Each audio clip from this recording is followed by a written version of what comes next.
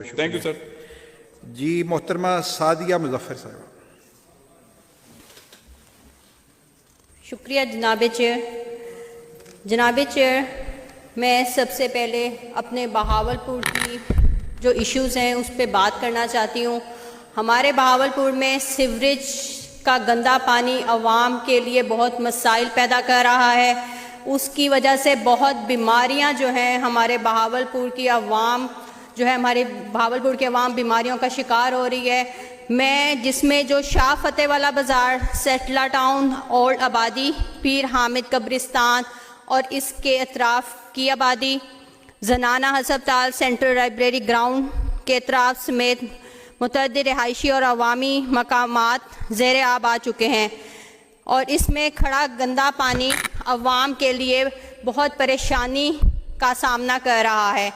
मैं बिलखसूस वज़ीर बल्दियात और हुकूमत पंजाब की तवज्जो एक अवामी मफाद के हामिल मामले की तरफ मबजूत करवाना चाहती हूँ कि बहावलपुर शहर में सीवरेज के गंदे पानी को बरवक्त निकासी ना होने के बाइस शहर के मुतअद्दिद इलाकों में पानी खड़ा रहता है, जिसकी वजह से हमारी ट्रैफिक में भी काफ़ी मुश्किलात का सामना है और ये गंदा पानी लोगों के घरों में भी चला जाता है।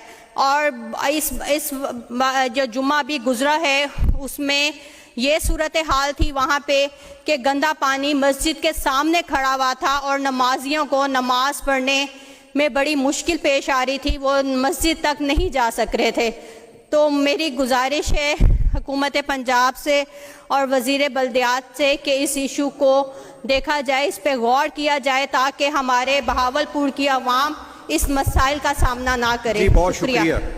मोहतरमा सफ़िया सईद साहब।